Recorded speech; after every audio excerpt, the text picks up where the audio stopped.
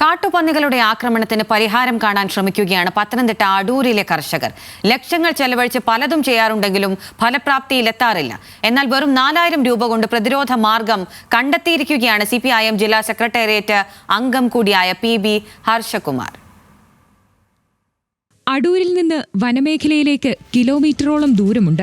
എന്നാൽ കാട്ടുപന്നി ആക്രമണത്തിന് കുറവൊന്നുമില്ല. കേന്ദ്ര നിയമങ്ങൾ കാട്ടുപന്നിയെ സംരക്ഷിക്കുമ്പോൾ കർഷകരുടെ ജീവിതം ദുരിതത്തിലാണ്. CPIM ജില്ലാ സെക്രട്ടേറിയറ്റ് മെമ്പറായ PB ഹർഷകുമാറിന്റെ കൃഷിയിടത്തിൽ ഒരു സാങ്കേതിക വിദ്യയുണ്ട്. കാട്ടുപന്നിയെ പ്രതിരോധിക്കാൻ സുഹൃത്തിന്റെ സഹായത്തോടെ തീർത്ത ഒരു ലേസർ ലൈറ്റ്. സഹപ്രവർത്തനായിരുന്ന പഞ്ചായത്ത് മെമ്പർ വേണുവിനെ കാണുന്നത് പെരിങ്ങനാട് വെച്ച്.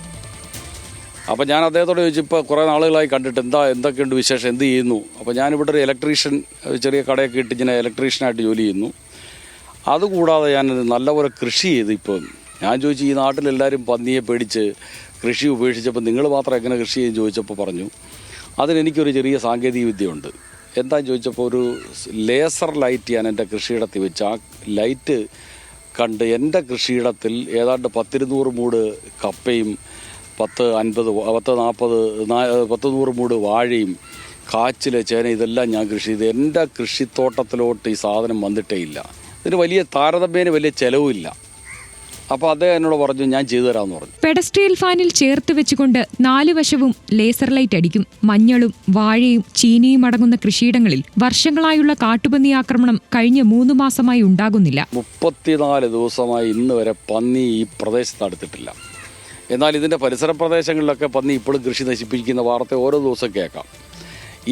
ഞാൻ ഈ ലൈറ്റ് വെക്കുന്നതിൻ്റെ 3-4 ദിവസം 2 ദിവസം മുമ്പ് എൻ്റെ വീടിൻ്റെ പരിസരത്ത് കുറച്ച് ചെറിയ ചേമ്പ് നട്ടിരുന്നു. അത് വന്ന് മുഴുവൻ കുത്തിയിളക്കി കളഞ്ഞു. അത് ഇപ്പം നാശപ്പെട്ടു പോയി. അത് നടന്ന് 2 ദിവസം കഴിഞ്ഞപ്പോഴാണ് ഇത് വെച്ചത്. ഇപ്പം 34 ദിവസമായി ഞാൻ പറഞ്ഞല്ലോ.